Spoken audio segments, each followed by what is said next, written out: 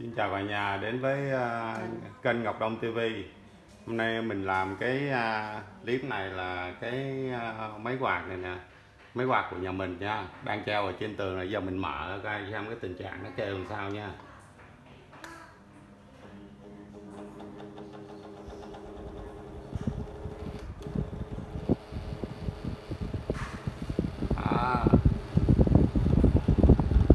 Đó, nó kêu rè rè lọc cọc nha. Giờ mình mở nó ra để mình kiểm tra coi xem nó bị cái gì, rồi cái gì mình chia sẻ cho cả nhà nghe nha. Rồi giờ mình mở nha cả nhà, mở ra coi xem cái tình trạng này nó kêu cọc nha cả nhà. Này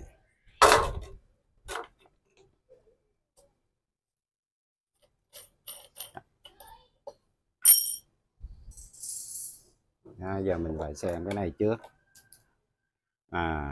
Đó, cái cốt cả nhà nhìn thấy không, cái cốt nó cứ đưa ra đưa vô nè, nó lỏng nè. Đó. Rồi giờ mình mở cái này ra nha.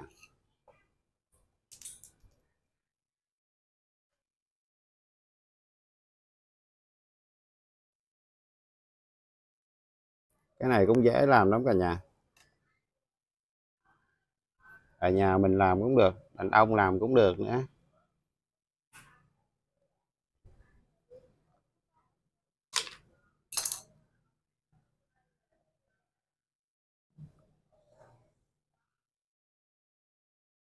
Đó. Giờ nó cứ kêu nó rơ, cái này nó rơ ra cái giờ mình sẽ mở cái cốt này ra luôn, tháo cái này ra. Rồi. Sẽ mở cái này, mở cái ốc này ra, 4 ốc này ra luôn.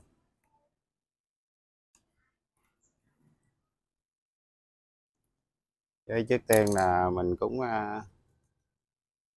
nói cả nhà nghe nha. Này mình ra ngoài mình mua cái này là cái ron để mình chêm cái cốt ngay cái bạc nè. Và tí mình tháo ra mình chỉ cho các bạn nha. Cái này mà ra ngoài mua cũng 2-3 ngàn nè. Nếu các bạn mà ra ngoài không thấy á, là các bạn ra ngay cái chỗ mà nó sửa mấy quạt nè, mà bán cho cái cục này nè, cục trần cái cốt này nè, là nó bán cho.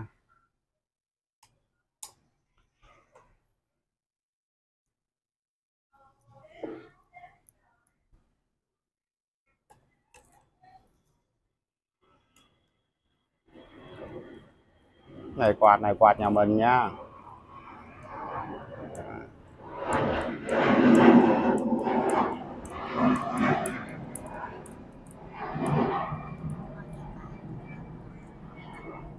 Các bạn tại ở nhà mình á, gần sân bay, nhiều khi máy bay nó lên xuống á, nó hơi ồn tí, cả nhà thông cảm dùm nha.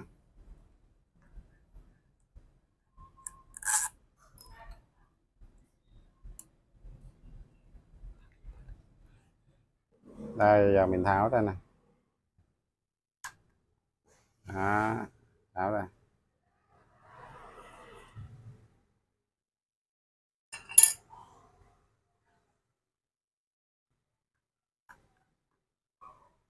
Đó, cả nhà nhìn thấy không nè, cái cốt này nó có cái cao su này, nó có cái cục chân này nè.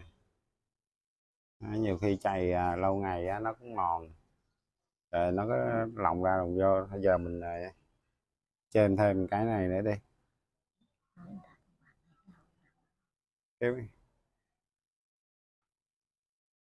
Cái bạc này là mình chạy nay là cũng chắc cũng 7-8 năm rồi đó cả nhà ơi. Cả nhà nhìn thấy nó có đường khuyết không, nhưng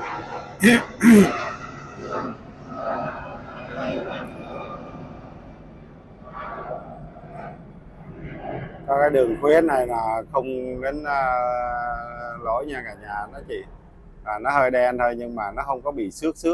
Nó xước là mình bỏ luôn á, mình bỏ cái cốt này luôn.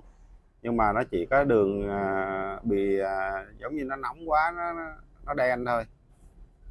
Nó đen thôi, nhưng hồi trước cái clip trước á, là mình nói mình cho nhớt vô trong cái ron bông nè, Đó, cả nhà nhìn thấy không, cái ron bông nè đó, nó làm mát. Bởi vậy cái cốt là lúc nào chạy nó cũng ấy, nhưng mà cái này là lâu lắm rồi, giờ mình mới lấy ra, nó kê quá sẵn đó, mình lấy ra mình châm cái nhớt này vô trong đây luôn cho nó mát, với cái bạc này với cái cốt nè, nó không bị chảy. Này là vàng này giống như cũng chuẩn bị là nó cháy đây nè, nóng đen này nè. Đó, cả nhà nhìn thấy không? Còn cả nhà mà ra ngoài mà mua không thấy, không có cái bạc này nè, không có cái miếng nhựa này nè, thì cả nhà chế như vậy, đẩy cái này ra một tí, đó, kéo ra một tí, kéo ra một tí này cho nó đều, nó khớp với cái bạc này nè, nó không có đẩy ra đẩy vô. Các bạc các bạn là xài là cũng hơi bị lâu đó nha, cũng được năm mấy 2 năm nữa đó. Bây giờ bắt đầu mình làm nha. Mình mới cho em thấy cái lồng đèn nhựa nè, cho em thêm vô nè,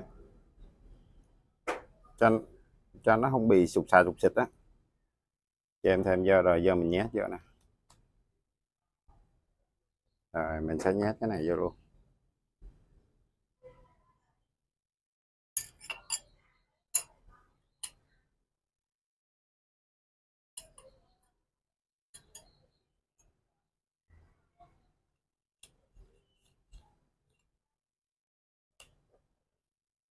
Trước trước tiên là cả nhà nhìn thấy mình ấy vô là mình phải thử trước nha, thử cái này coi xem nó còn sụp xịt không nha. Nó sụp xịt là một cái phần nào thôi nha, chứ sụp xịt mà nó bót cứng quá là nó đứng luôn cái cốt đó nha cả nhà.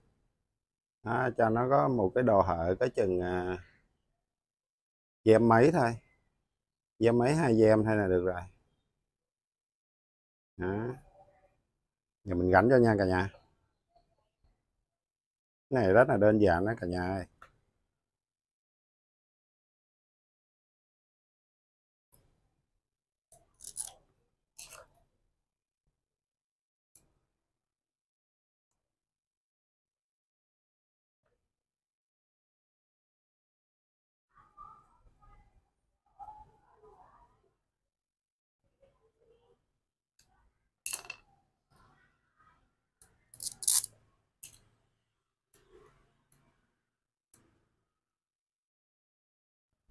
Mình thì mình cũng làm đủ thứ luôn, cũng về xe luôn mà. Cái về xe á, là cái nào mà mình biết á thì mình sẽ chia sẻ cho cả nhà cùng xem nha. Cái gì cả nhà xem ấy nha, hãy đón nhận cái kênh của mình nha. Rồi có thể là mình đi chợ, quay chợ đầu mối nè, với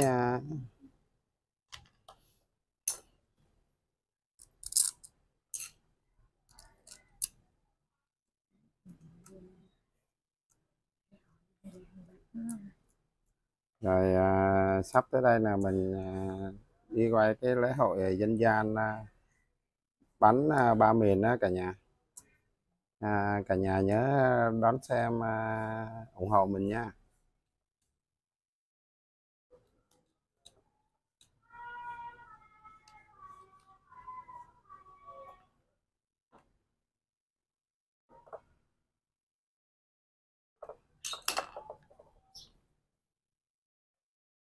Rồi xong rồi, giờ mình ra gắn cái này vô nè.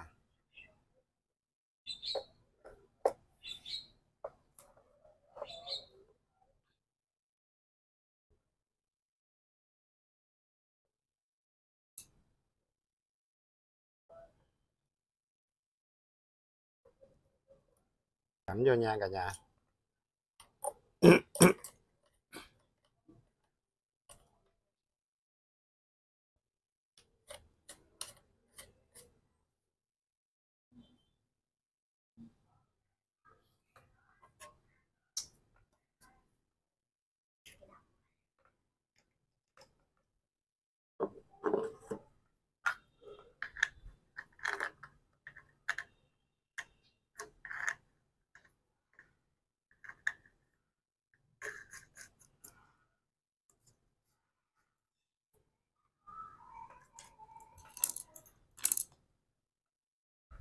Rồi giờ mình sửa xong rồi nè, giờ mình mở cho cả nhà nhìn nha.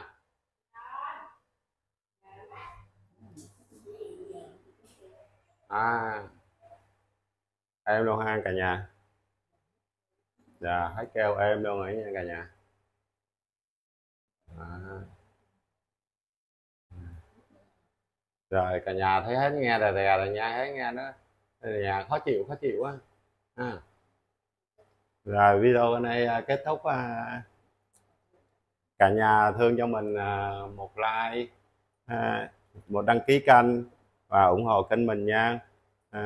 Chào cả nhà nhé. Rồi giờ mình tắt rồi mình gạch cái lòng này vô này cả nhà. Đó, nó êm ru rồi nè.